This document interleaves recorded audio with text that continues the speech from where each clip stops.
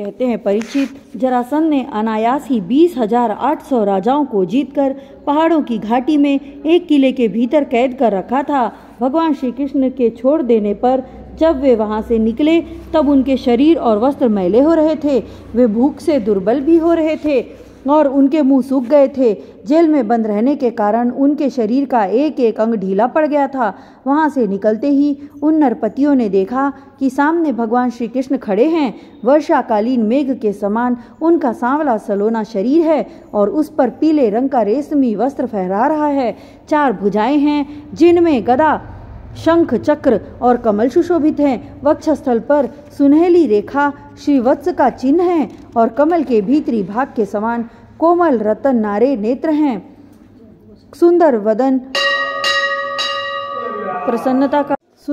प्रसन्नता का सदन है। कानों में मकराकृत कुंडल झिलमिला रहे हैं। सुंदर मुकुट, मोतियों का हार, कड़े, करधनी और बाजूबंद अपने अपने स्थान पर शोभा पा रहे हैं।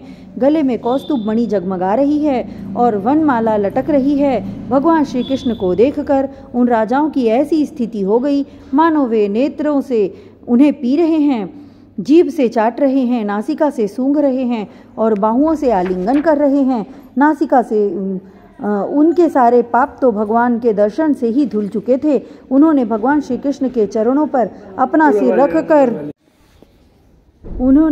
सिर भगवान श्री कृष्ण के चरणों पर रखकर प्रणाम किया। भगवान श्री कृष्ण के दर्शन से उन राजाओं को इतना अधिक आनंद हुआ कि कैद में रहने का क्लेश बिल्कुल जाता रहा। वे हाथ जोड़कर विनम्र वाणी से भगवान श्री कृष्ण की स्तुति करने लगे। राजाओं ने कहा, शरणागतों के सारे दुख और भय हर लेने वाले देव देवेश्वर सच्चिदानंद घन स्वरूप अविनाशी श्री कृष्ण, हम आपको नमस्कार करते हैं। आपने जरासंध के कारागार से तो हमें छुड़ा ही दिया, अब इस जन्म मृत्यु रूप घोर संसार चक्र से भी छुड़ा दीजिए, क्योंकि हम संसार में दुख का कटु अनुभव करके उससे ऊब गए हैं और आपकी शरण में आए हैं। प्रभु, अब आप हमारी रक्षा कीजिए। मधुसूदन, हमारे स्वामी, हम मगधराज जरासंध का कोई दोष नहीं देखते।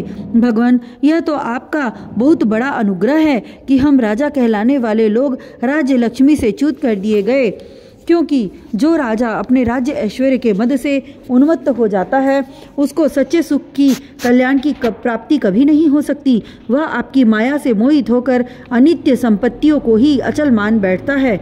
जैसे मूर्ख लोग मृग तृष्णा के जल को ही जलाशय मान लेते हैं, वैसे ही इंद्रिय लोलुप और अज्ञानी पुरुष भी इस परिवर्तनशील माया को सत्य वस्तु मान लेते हैं। भगवान, पहले हम लोग धन संपत्तियों के नशे में चूर होकर अंधे हो रहे थे। इस पृथ्वी को जीत लेने के लिए एक दूसरे की होड़ करते थे और अपनी ही प्रजा का नाश करते रहते थे। सचमुच हमारा जीवन अत्यंत क्रूरता से भरा हुआ था और हम लोग इतने अधिक मतवाले हो रहे थे कि आप मृत्यु रूप से हमारे सामने खड़े हैं, इस बात की भी हम तनिक परवाह नहीं करते थे। सच्चिदानंद घन स्वरूप श्री कृष्ण, काल की गति बड़ी गहन है। वह इतना बलवान है कि किसी के टाले नहीं टलता नहीं। क्यों न हो, वह आपका शरीर ही तो है। अब उससे हम लोगों को श्रीहीन निर्धन कर दिया है। आपकी अहेतुक अनुकंपा से हमारा घमंड चूर चूर हो गया। अब हम आपके चरण कमलों का स्मरण करते हैं। विभो, यह शरीर दिनों दिन क्षीण होता जा रहा है। रोगों की तो यह जन्मभूमि ही है। अब हमें इस शरीर से भोगे जाने वाले राज्य की अभिलाषा नहीं है, क्योंकि हम समझ गए हैं कि वह मृग तृष्णा के जल के समान सर्वथा मिथ्या है। यही नहीं, हमें कर्म के फल स्वर्ग आदि लोकों को की भी जो मरने के बाद मिलते हैं इच्छा नहीं है, क्योंकि हम जानते हैं कि वे निस्सार हैं, केवल सुनने में ही आकर्षक जान पड़ते हैं।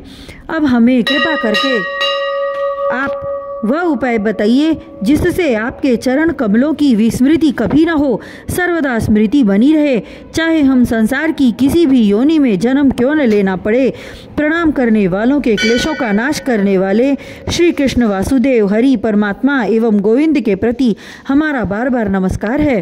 श्री सुखदेव जी कहते हैं, परीक्षित, कारागार से मुक्त राजाओं ने जब इस प्रकार करुणा वरुणालय भगवान श्री कृष्ण की स्तुति की। तब शरणागत रक्षक प्रभु ने बड़ी मधुर वाणी से उनसे कहा। भगवान श्री कृष्ण ने कहा, नरपतियों, तुम लोगों ने जैसी इच्छा प्रकट की है उसके अनुसार आज से मुझ में तुम लोगों की निश्चय ही दृढ़ सुदृढ़ भक्ति होगी। यह जान लो कि मैं सबका आत्मा और सबका स्वामी हूँ। नरपतियों, तुम लोगों ने जो निश्चय किया है वह सचमुच तुम्हारे लिए बड़े सौभाग्य और आनंद की बात है। तुम लोगों ने मुझसे जो कुछ कहा है वह बिल्कुल ठीक है, क्योंकि मैं देखता हूँ धन संपत्ति और ऐश्वर्य के मद से चूर होकर बहुत से लोग उच्छृंखल और मतवाले हो जाते हैं। है नहुष, बेन, रावण, नरकासुर आदि अनेकों देवता, दैत्य और नरपति श्रीमद के कारण अपने स्थान से पद से च्युत हो गए। तुम लोग यह समझ लो कि शरीर और इससे संबंधी पैदा होते हैं, इसलिए उनका नाश भी अवश्य भावी है। अतः उनमें आसक्ति मत करो। बड़ी सावधानी से मन और इंद्रियों को वश में रखकर यज्ञों के द्वारा मेरा यजन करो और धर्म पूर्वक प्रजा की रक्षा करो। तुम लोग अपनी वंश परंपरा की रक्षा के लिए, भोग के लिए नहीं, संतान उत्पन्न करो और प्रारब्ध के अनुसार जन्म, मृत्यु, सुख, दुख, लाभ, हानि जो कुछ प्राप्त हो उन्हें समान भाव से मेरा प्रसाद समझकर सेवन करो और अपना चित्त मुझ में ही लगाकर जीवन बिताओ।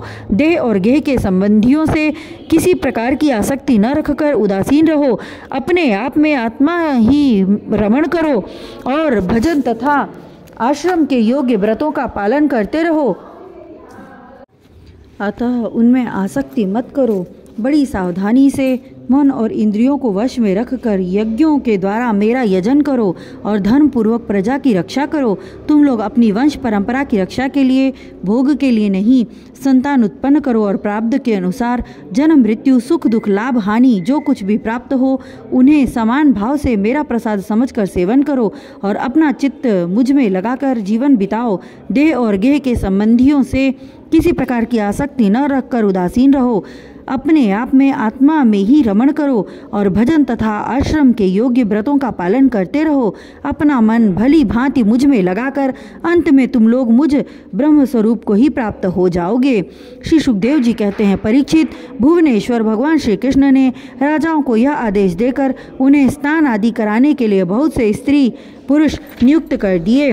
परीक्षित जरासंध के पुत्र सहदेव से उनको राजोचित वस्त्र, आभूषण, माला, चंदन आदि लिवाकर उनका खूब सम्मान करवाया।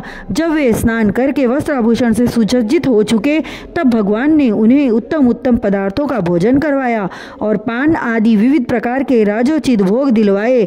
भगवान श्री कृष्ण ने इस प्रकार उन बंदी राजाओं को सम्मानित किया। वे समस्त क्लेशों से छुटकारा पाकर तथा कानों में झिलमिलाते हुए सुंदर सुंदर कुंडल पहनकर ऐसे शोभायमान हुए जैसे वर्षा ऋतु का अंत हो जाने पर तारे। फिर भगवान श्री कृष्ण ने उन्हें सुवर्ण और मणियों से भूषित एवं श्रेष्ठ घोड़ों से युक्त रथों पर चढ़ाया, मधुर वाणी से तृप्त किया और फिर उन्हें उनके देश को भेज दिया। इस प्रकार उदार शिरोमणि भगवान श्री कृष्ण ने उन राजाओं को महान कष्ट से मुक्त किया। अब वे जगतपति भगवान श्री कृष्ण के रूप, गुण और लीलाओं का चिंतन करते हुए अपनी अपनी राजधानी को चले गए। परीक्षित, इस प्रकार भगवान श्री कृष्ण भीमसेन के द्वारा जरासंध का वध करवाकर भीमसेन और अर्जुन के साथ जरासंध नंदन सहदेव को सम्मानित होकर इंद्रप्रस्थ के लिए चले। उन विजयी वीरों ने इंद्रप्रस्थ के पास पहुंचकर अपने अपने शंख बजाए, जिससे उनके इष्ट मित्रों को सुख और शत्रुओं को बड़ा दुख हुआ। इंद्रप्रस्थ वासियों का मन उस शंख ध्वनि को सुनकर खिल उठा। उन्होंने समझ लिया कि जरासंध मर गया और अब राजा युधिष्ठिर का राजसूय यज्ञ करने का संकल्प एक प्रकार से पूरा हो गया। भीमसेन, अर्जुन और भगवान श्री कृष्ण ने राजा युधिष्ठिर की वंदना की और वह सब कृत्य कह सुनाया जो उन्हें जरासंध के वध के लिए करना पड़ा। धर्मराज युधिष्ठिर भगवान श्री कृष्ण के इस परम अनुग्रह की बात सुनकर प्रेम से भर गए। उनके नेत्रों से आनंद के आंसुओं की बूंदें टपकने लगी और वे उनसे कुछ भी न कह सके।